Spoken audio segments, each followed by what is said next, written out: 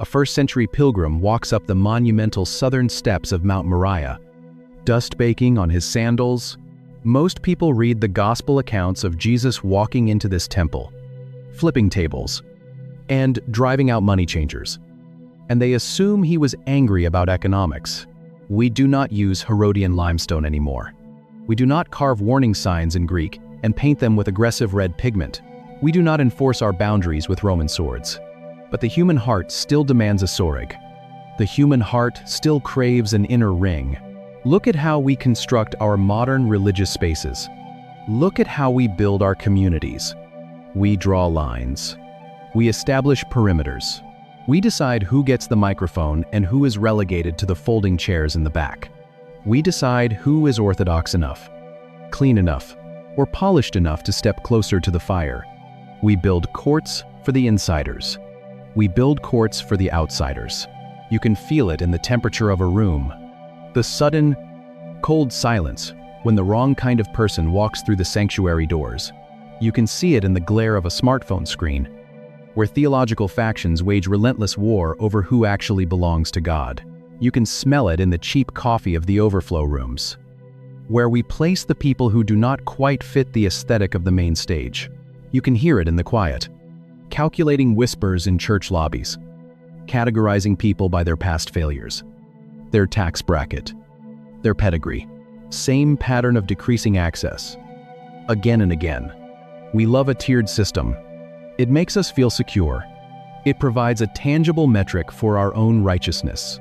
They assume he was cleansing a holy space of predatory capitalism. But if you look closer at where he actually stood, if we can point to someone standing out there in the cold, we can convince ourselves we have earned the right to stand inside where it is warm. We use doctrine like masonry. We use morality like a balustrade. The ancient architecture is not dead. It is internalized. We still weaponize the geography of access. We still look at the broken, the questioning, the outsider. And we tell them they have a designated space, but it is out there in the noise and the dust.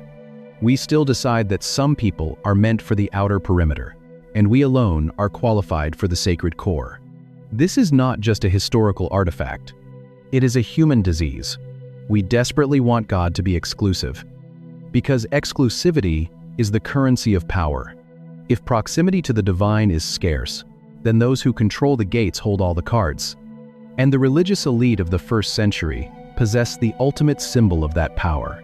Beyond the court of the women, beyond the court of the Israelites, beyond the bloody, copper-smelling pavement of the court of the priests, at the very center of the map stood a barrier that no amount of pedigree could cross. A line drawn not in stone, but in thick, heavy threads. A boundary that did not just keep humanity out. It kept something else in. At the specific stones under his feet, when he braided a whip, you start to see something the economic reading completely misses. The naos, the towering gold-plated sanctuary at the absolute center of the mountain. Step through the heavy cedar doors. The blinding sunlight of the courtyards vanishes, replaced instantly by the flickering orange glow of the golden lampstand. The air is thick, heavy with the sharp, sweet smoke of burning frankincense. You walk past the table of bread. You walk toward the back of the room, until your sandals stop at the edge of a massive, woven wall. The veil, 60 feet high, woven from blue, purple, and scarlet threads. Tradition says it was as thick as a man's hand span, woven so tightly that teams of horses tied to either side could not pull it apart. It hangs there in the dim light, absolute and immovable, separating the holy place from the holy of holies. The dark was silent, windowless cubic room where the unmitigated presence of the Almighty resides. The veil is not a decoration. It is a quarantine. It is the final, most terrifying border on the mountain. It declares that the raw holiness of God is lethal to a broken world and must be contained behind heavy fabric and the blood of the Day of Atonement. Only one man, one day a year, can cross this line. Everyone else stays out. Jesus was not protesting a marketplace. He was attacking a border. The real question of the temple cleansing isn't why he was angry. until a Friday afternoon in the spring, outside the city walls, on a limestone execution block, a Galilean rabbi takes a final, ragged breath. He pushes up on Roman iron. He speaks a single word of completion. His lungs empty. His head falls. And inside the silent naos, where priests are tending the evening incense, the earth violently shakes. The stone floor heaves under their bare feet. The heavy fabric violently rips. From top to bottom, the thick threads snap like gunfire in the dark. The curtain falls open. The terrifying, exclusive core of the universe is suddenly exposed to the flickering light of the lampstand. The quarantine is breached. The presence of God does not stay in the dark room. It rushes out. It floods into the holy place. It pours into the court of the priests. It rushes past the low wall of the men. Sweeping through the court of the women, it crashes past the massive bronze doors, flooding into the court of the Gentiles, spilling over the aggressive red letters of the Soreg stone, out into the streets of Jerusalem, and into the dust of the world. The geography of separation is completely annihilated. The architecture of access is rewritten in blood. The map is destroyed. But this tearing did not just break. It's this. Where exactly did the tables fall? Jesus was not offering a bumper sticker about greed. He was diagnosing something much deeper. The physical threads in a first-century building. It fractured a barrier that still exists inside of you. The physical temple burned to the ground in the year 70. Roman legions set fire to the towering cedar doors and pried the melted gold from the cracks in the limestone. The Hieron was leveled. The naos was erased. Not a single block of the warning balustrade was left standing on another. But the most stubborn walls are not made of rock. They are made of shame. You can still feel the phantom stones under your feet. You can still see the aggressive red letters of your own past, warning you that you are disqualified from approaching the center. You hear the singing of the inner courts. You smell the sharp scent of the incense, and you instinctively assume it is not for you. You believe your natural habitat is the perimeter. You assume you belong out in the noise and the dust of the court of the Gentiles. Watching other people experience a proximity you are simply not allowed to have. How many times have you mentally stopped at the balustrade? You begin to pray, but a sudden memory of yesterday's failure flashes in your mind, and you immediately step backward. You tell yourself you need to wait. You need to sit in the silence about who is allowed to approach the divine, to feel the weight of what happened that week. You need to step into first-century Jerusalem. You need to spend a few days in the outer courtyard to prove you are sufficiently sorry before you dare approach the inner sanctuary. You have internalized the ancient architecture. You have built a high priest in your own mind, and you have handed him a ledger of conditions that heaven has already torn to shreds. This distance is not a divine mandate. It is a ghost. We convince ourselves that God is waiting for us to earn the right to cross the thresholds. We think we have to perform well enough to pass the Soreg, clean ourselves up enough to enter the gates, and achieve enough theological perfection to survive standing near the fire. We treat the torn veil as a polite historical metaphor, while living our daily lives as if those heavy blue and purple threads are still completely intact, hanging thick, cold, and suffocating in the dark room of our own unworthiness. The tragedy of the modern believer is standing in a completely open field, terrified of a cage that no longer exists. Your failures do not rebuild the Soreg. Your doubts do not sew the veil back together. The entire geography of separation was dismantled from the inside out. Specifically, so the raw, unmitigated presence of God could flood the very spaces you think are too dirty for him to enter. He did not flip the tables to negotiate a better border. He flipped the tables to abolish it. You have to understand that this architecture was meticulously designed to keep you at a distance. The journey toward the center is a journey, but to actually live in the freedom of that open space, you have to look back at what was left in the rubble. The nations were pushed into a noisy market, and a whip cleared the ground for their prayers. The elite protected only the golden sanctuary, and a carpenter declared the dusty perimeter just as sacred. The women were stopped at a heavy bronze gate, and the Spirit bypassed the gate entirely. The men were halted by a low stone wall, and the final sacrifice dismantled the stones. The priests stood barefoot in the blood of lambs, and the Lamb of God walked into the ultimate fire. The warning stones threatened death to the outsider, and a cross washed the red letters clean. The thick, woven veil held the presence of God in the dark, and a dying breath tore the fabric from top to bottom. One mountain, one torn map, one open room. But maybe the part that stays with me most is the aggressive red letters of the Soreg. The bureaucratic, terrifying certainty that stepping closer would mean death. We are so deeply conditioned to believe that our brokenness disqualifies us, of increasing exclusivity. And it starts at the outermost edge, a place meant for the entire world, but built like a waiting room, that we build those walls back up in our own minds just to make sense of the world. If you are in a season where you feel relegated to the perimeter, if you're past your failures or your quiet doubts, you have convinced you that you only belong in the noise of the outer courtyard. Look at the torn threads. You do not have to wait in the dust. You do not have to perform for the priests.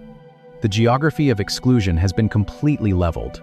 And may the God who tore the heavy veil with his own breath walk with you into the open space and bring you into a proximity you could never have earned on your own. If this reached something in you, subscribe. Leave a comment, even one word, helps. Share this with someone who feels like they are standing on the outside. Pray for us as we keep digging into these texts. Herod's architectural masterpiece begins with the Court of the Gentiles, a sprawling perimeter that consumed the majority of the 35-acre compound. It is a triumph of ancient engineering, held up by massive subterranean vaults and paved with geometrically cut stone that would blind you in the midday sun. The Herodian limestone is white in the afternoon sun, reflecting heat so intensely you have to squint just to look at the towering colonnades. Anyone could walk here. A Roman soldier from Syria, a Greek merchant from Alexandria, an Ethiopian traveler following rumors of the Hebrew God. They could all stand in this outer ring and look up toward the towering gold plates of the inner sanctuary. But they could only look. If a Gentile traveler walked inward across the sun-baked pavement, their journey would violently halt at a low, meticulously carved stone balustrade known as the Soreg. It stood just under 5 feet tall, wrapping entirely around the inner courts like a physical chokehold.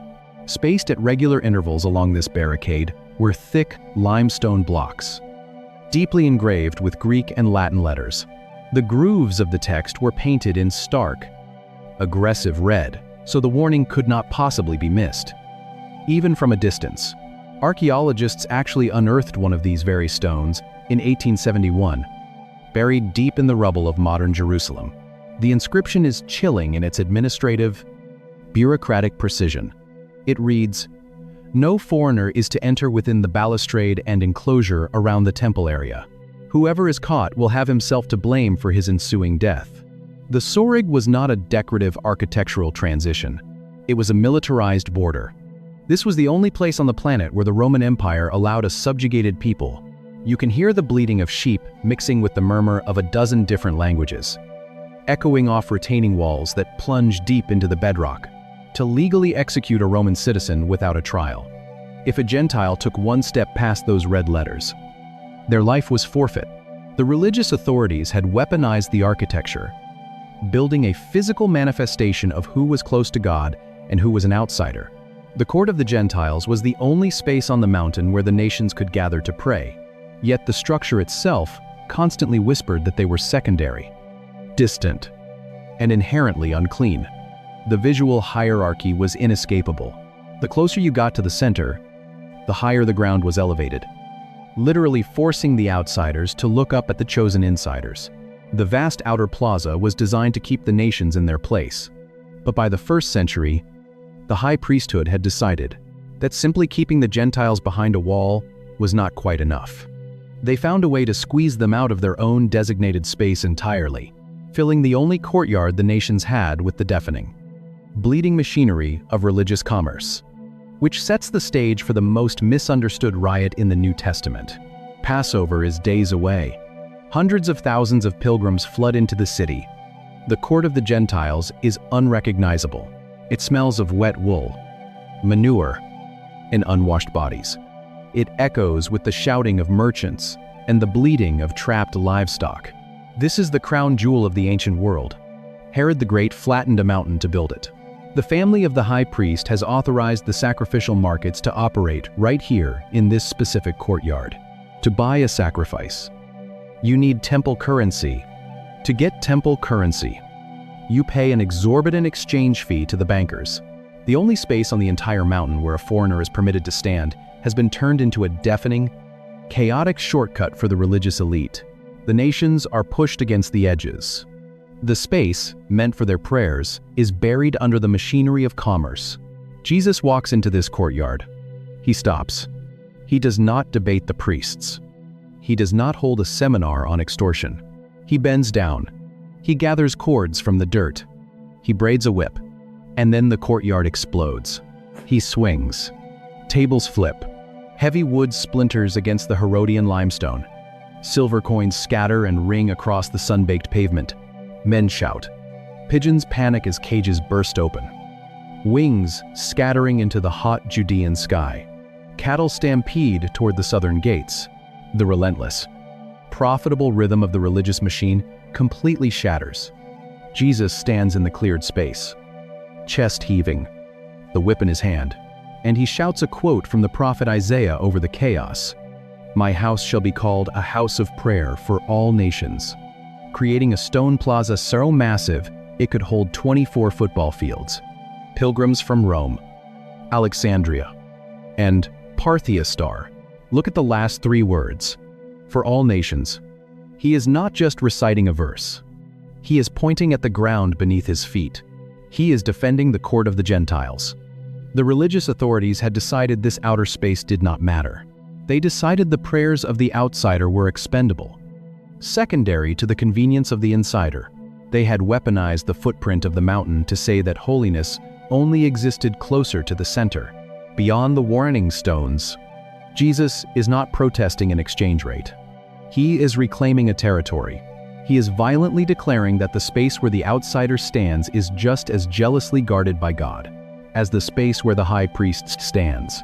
But to see how deeply this disrupts the entire architecture of the temple, you have to look at the exact Greek word the Gospel writers choose to describe this riot. Matthew chapter 21. Mark Elev. Luke Eudexantoista. Jesus is standing among the splintered wood and scattered silver.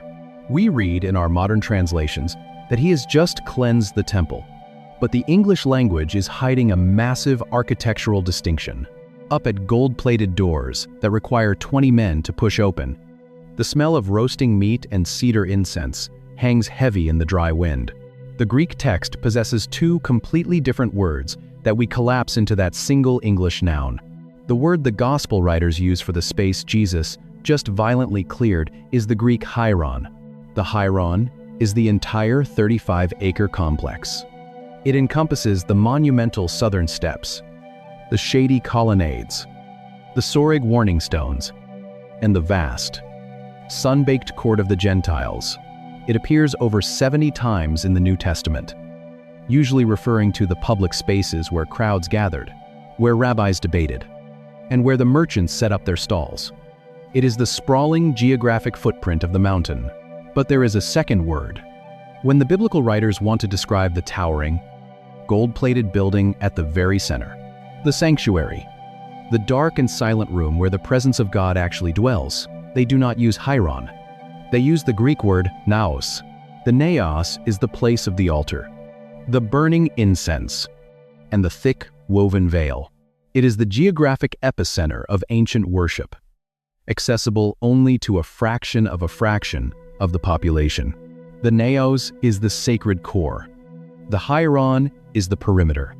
Jesus is standing in the hieron, in the dust of the outermost courtyard. He is not walking toward a simple place of worship. He is walking into a 35-acre map of human separation, demanding that the space reserved for the nations be treated with the exact same jealous reverence as the naos. He is elevating the perimeter to the status of the core. If realizing the exact location of these tables changes how you read the Gospels, you're exactly who this channel is for. Drop a thought in the comments and hit subscribe, because every week we uncover the layers of the ancient text hiding in plain sight. So the Apostle Paul takes this exact architectural distinction and turns it into a theological weapon. Decades after the tables fall, Paul writes a letter to a messy, divided church in the city of Corinth, and he tells them that their physical bodies are the temple of the Holy Spirit. He does not use the word hieron. He does not say your body is a sprawling courtyard with walled-off sections, warning stones, and restricted access. He says your body is a naos, the innermost sanctuary, the exact coordinates where heaven and earth intersect, completely bypassing the outer walls. The temple is not a static piece of architecture. It is a living map of human exclusion that heaven is actively dismantling. But before you can feel the weight of that map being destroyed, you have to see how suffocating those inner walls actually were.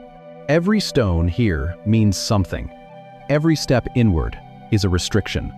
A courtyard for the nations. A courtyard for the women.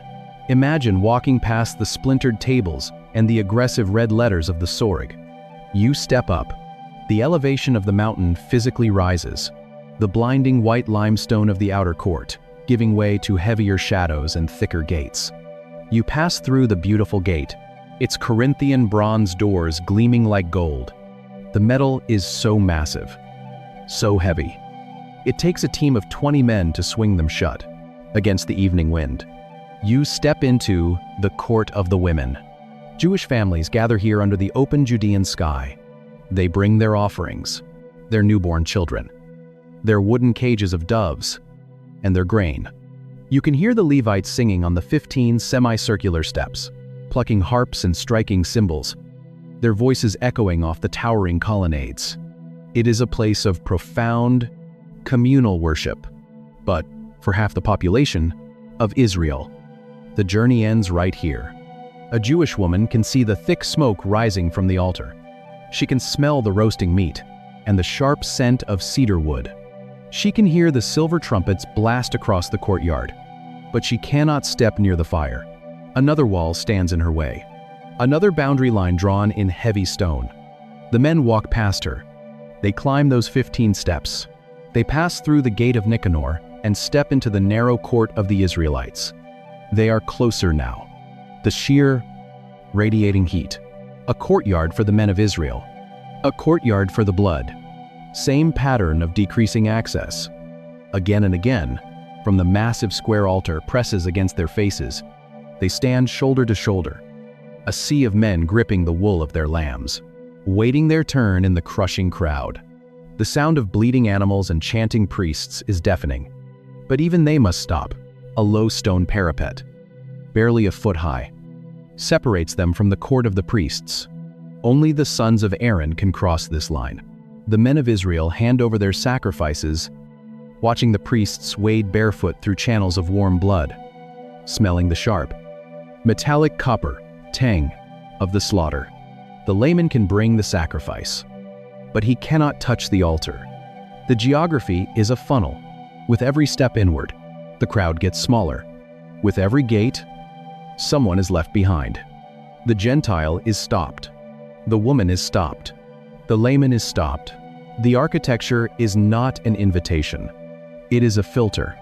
It is a physical manifestation of a terrifying theological idea that proximity to God is dangerous, and almost no one is qualified to survive it.